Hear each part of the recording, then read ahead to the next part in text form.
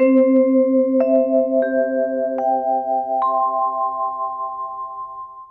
का निमंत्रण पत्र लेकर के पहुंचे हैं। निमंत्रण पत्र दिया है। नंद बाबा ने अपने परिकरों को तैयार किया, बैलगाड़ियों पर सारा सामान लदा और रथ लेकर के अक्रूर जी गए ही थे। उस रथ पर कृष्ण बलराम बैठे हैं, नंद बाबा बैठे और चल पड़े मथुरा के लिए। गोपियां रास्ते में आ गईं और गोपियों ने रथ को रोक लिया। गोपियों के मन में लगा कि अब कृष्ण जा रहे हैं, अब लौट करके नहीं आएंगे, और ऐसा ही हुआ। कंस के यज्ञ को देखने के लिए भगवान जब गोकुल से चले वृंदावन से, उसके बाद लौट करके भगवान वृंदावन नहीं गए। गोपियों को पता चल गया मानो कि अब ये जा रहे हैं, लौट करके नहीं आएंगे। गोपियों ने रथ को रोक लिया। गोपियों ने कहा, श्याम सुंदर हमें छोड़ करके मत जाओ। भगवान कहते हैं, मुझे और लीला करनी है और जाना अनिवार्य है, मैं जाऊंगा, लौट करके आ जाऊंगा। गोपियों ने कहा, मुझे विश्वास नहीं है कि आप लौट करके आओ। भगवान कहते हैं, विश्वास करो, मैं आ जाऊंगा। गोपियां कहती हैं, श्याम सुंदर मुझे कोई ईर्ष्या नहीं है, मैं जानती हूं आप अनिंद्य सुंदर हैं और दुनिया की कोई भी स्त्री, यहां तक कि स्वर्ग की देवांगनाएं भी आपके सौंदर्य को देख करके मुग्ध हो जाएं, ये कोई आश्चर्य नहीं है। मथुरा की गोपियां, मथुरा की सीमंतनियां आपके सौंदर्य को देख करके मुग्ध हो जाएंगी और उनके प्रेम निवेदन को आप स्वीकार करेंगे, मुझे कोई आपत्ति नहीं है कृष्ण।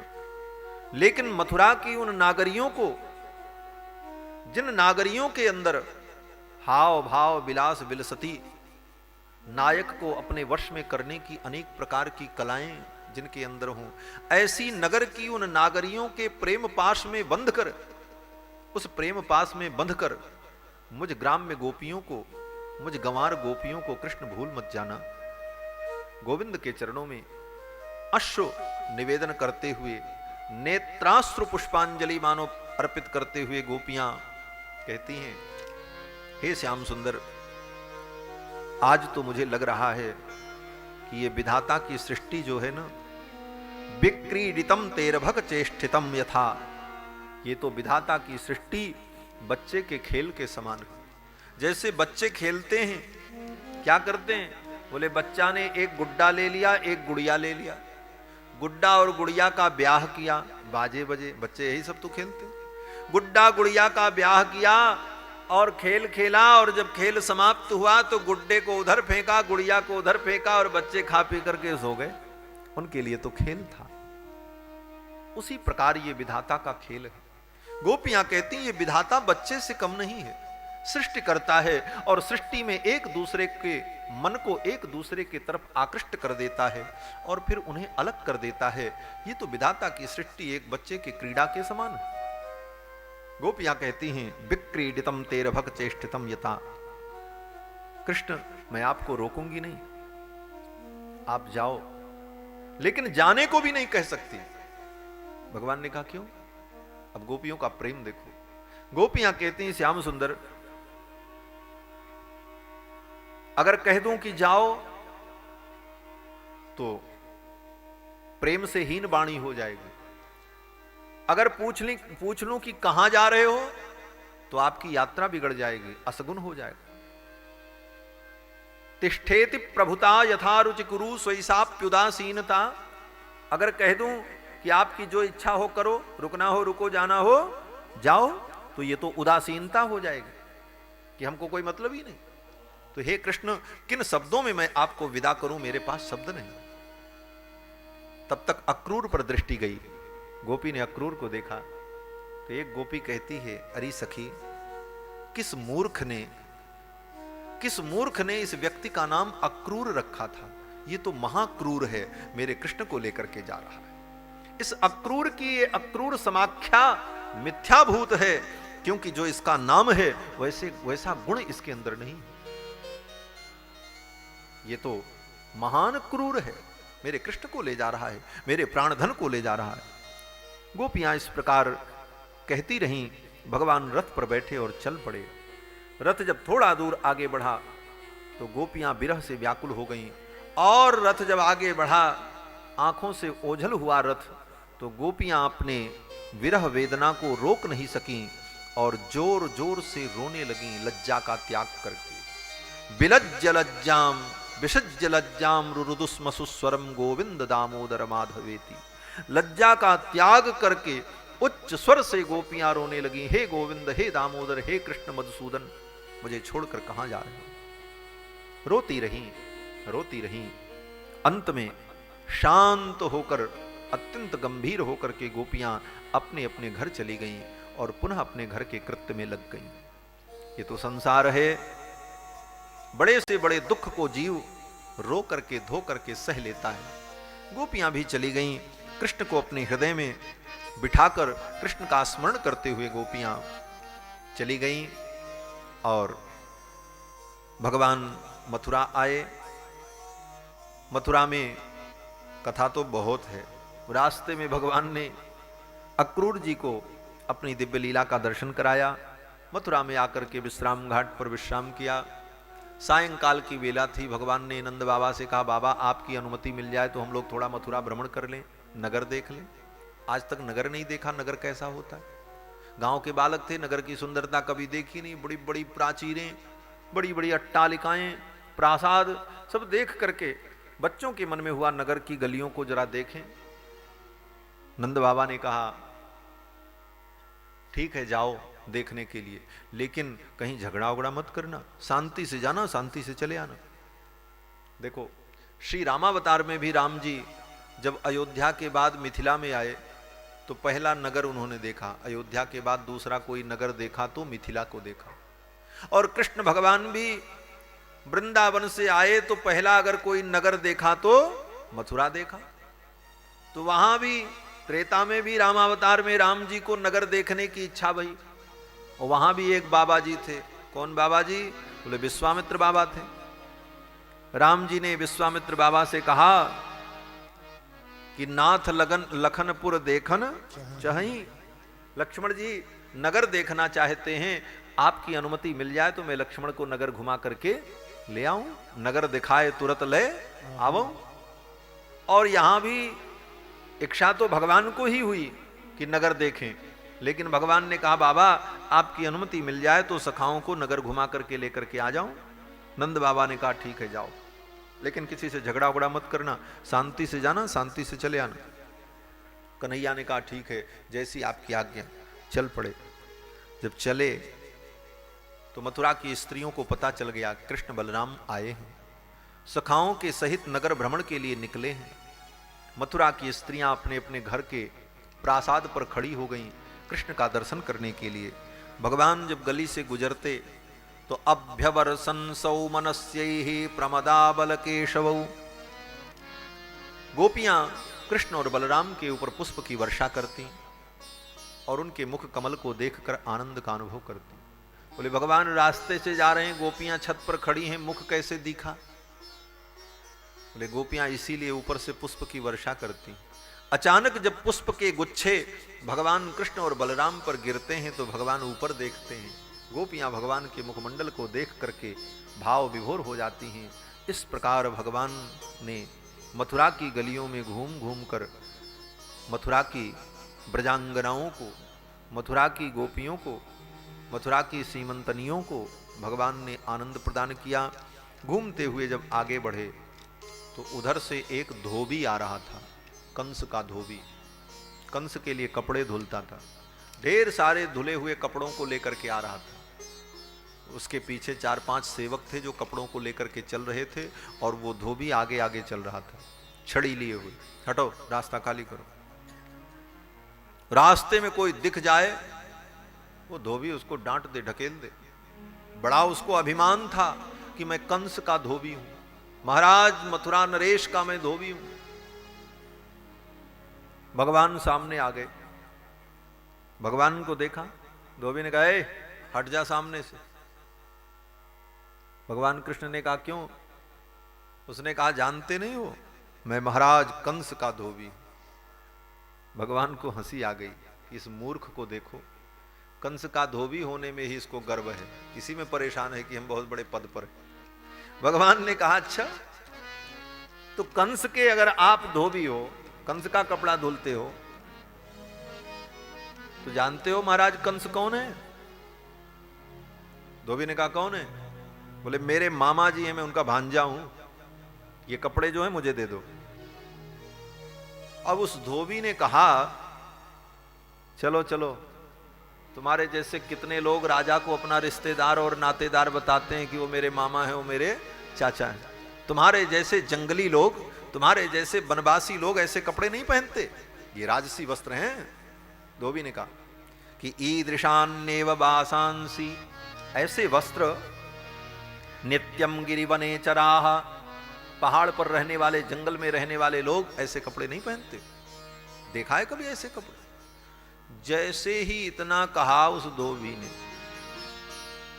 भगवान को तो गुस्सा आ गया। भगवान तो बहाना ढूंढ रहे थे, कोई बहाना मिल जाए इसको मारने का, क्योंकि भगवान की बड़ी पुरानी शत्रुता है इससे। ये कौन है? बोले ये वही धोबी है जिसने जानकी जी के ऊपर झूठा आरोप लगाया था, जिसके कहने पर भगवान ने अपनी पतिव्रता सीता का परित्याग कर दिया था, वाल्मीकि महर्षि के आश्रम में भेज दिया था। वही आज कंस का धोबी बनकर के प्रकट था। भगवान को गुस्सा आया और एक थप्पड़ भगवान ने मारा, धड़ाक से लगा मस्तक पर, मस्तक कट करके अलग हो गया। धोबी फड़फड़ फड़फड़ करने लगा। जो उसके सेवक थे सब जान लेकर के भगे वहां से, कपड़े उपड़े छोड़ करके भागे। सखाओं ने देखा, सखाओं ने कहा भैया ये कपड़े तो बड़े सुंदर हैं। भगवान ने कहा सब लोग पहनो। अब महाराज कंस के कपड़े को लेकर के सब पहनने लगे। कृष्ण, बलराम, हंसुक, मनसुक, सुबल, सुदामा साहब जो जो पाया पहनने लगा। अब कंस के कपड़े भी बड़े विचित्र थे।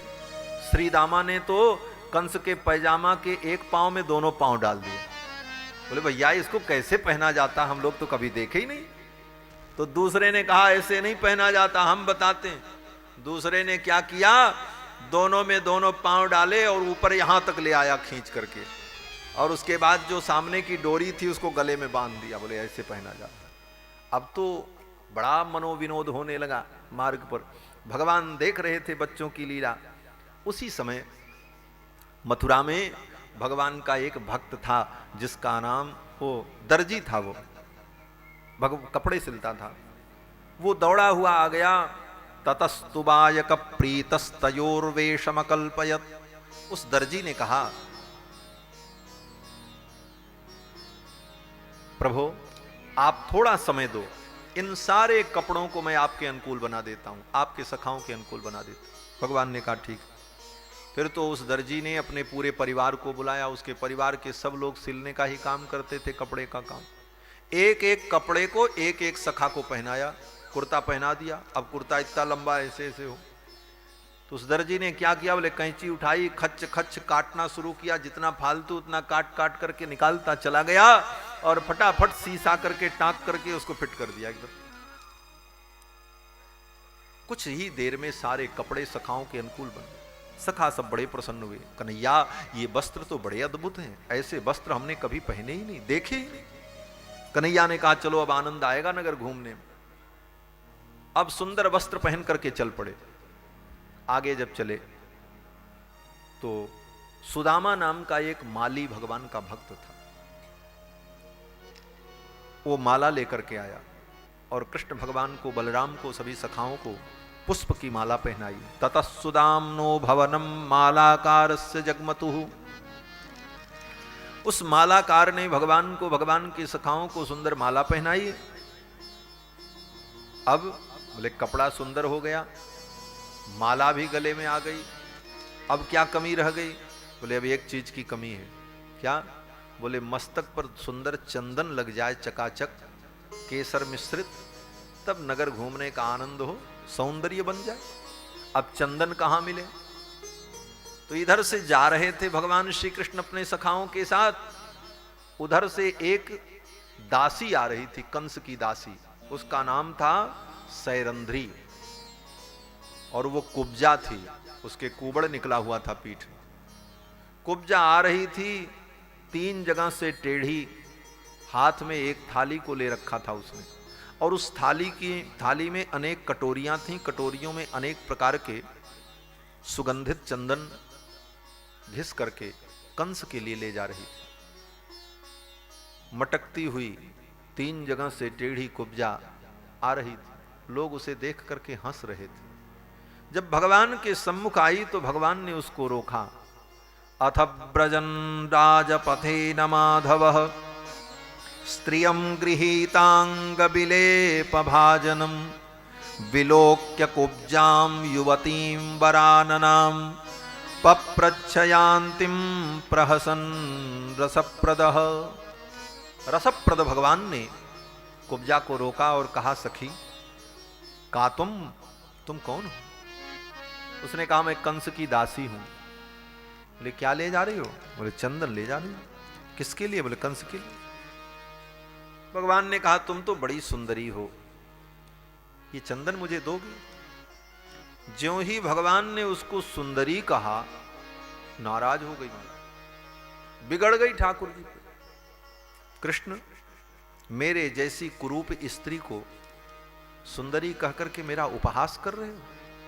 मुझे कोई देखता नहीं, 3 जगह से मेरे कुबड़ है, 3 जगह शरीर टेढ़ा है, किसी प्रकार कंस की नौकरी करके जीवन यापन करती हूं, जीती हूं, 2 रोटी कमाती हूं, और मेरी जैसी स्त्री को सुंदरी कहकर के मेरा उपहास ही तो कर रहे हो।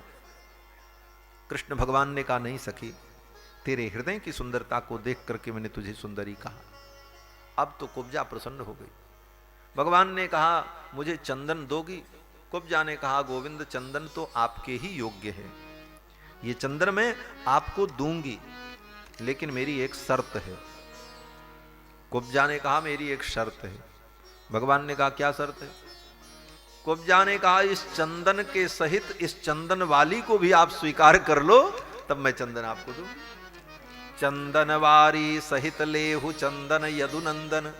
हे यदुनंदन, इस चंदन वाली को भी आप स्वीकार कर लो तो मैं आपको चंदन दूंगी। भगवान ने कहा, ठीक है। ये कृष्णावतार है। रामावतार में तो एक आई थी शूर्पणखा, और शूर्पणखा ने कहा, मैं आपसे ब्याह करूंगी। तोसम पुरुष न मोसम नारी, यह संजोग विधि रचा बिचारी। लेकिन उस बिचारी का नाक ही काट लिया ठाकुर जी ने, क्योंकि बिचारी थी और विचार करके भी नहीं आई थी। कह तो रही थी कि मैंने विचारा, लेकिन विचार उसने कुछ नहीं किया। और ब्रह्मा जी ने भी ये संजोग ठीक नहीं बनाया, नहीं तो उसकी नाक न कटती। लेकिन नाक कटने का परिणाम क्या हुआ? बोले, सीता हरण हुआ, इतना भयंकर युद्ध हुआ।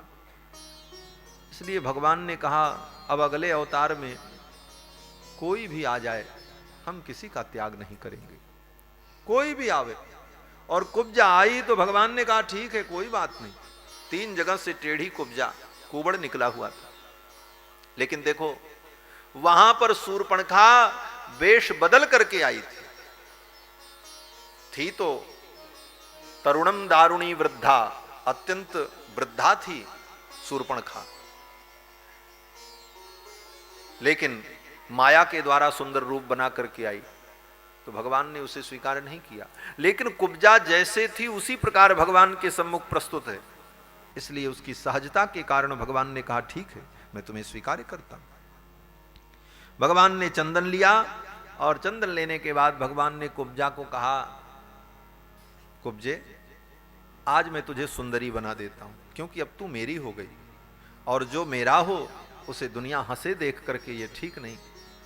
और भगवान ने क्या किया? बोले, कुब्जा के पैर के पंजे पर अपने पैर के पंजे को रखा, पदभ्याम आक्रम्य प्रपदे, अपने पैर के पंजे से कुब्जा के पैर के पंजे को दबाया। बाएं हाथ को भगवान ने उसकी पीठ पर लगाया जो कुबड़ निकला हुआ था, दाहिने हाथ की दोनों उंगली को उसकी ठुड्डी के नीचे यहां पर लगाया और खट्ट से जोर का झटका दिया। 3 जगह से टेढ़ी कुब्जा परम सुंदरी बन गई महाराज। उसका शरीर का जो टेढ़ापन था वो दूर हो गया। 3 जगह से टेढ़ी कुब्जा परम सुंदरी हो गई। स्वर्ग की अप्सरा भी उसके सौंदर्य को देख करके लज्जित हो जाए, ऐसा सौंदर्य उसका प्रकट हुआ। फिर तो भगवान कृष्ण के पीतांबर को पकड़कर कुब्जा खींचने लगी और कहती, चलो श्याम सुंदर मेरे घर, मैं आपका चरण धोऊंगी, आपकी आरती उतारूंगी, आपकी पूजा करूंगी, आपकी स्तुति करूंगी, आपका चरण मेरे घर पर पड़ेगा, मेरा घर पवित्र होगा। गोविंद चलो।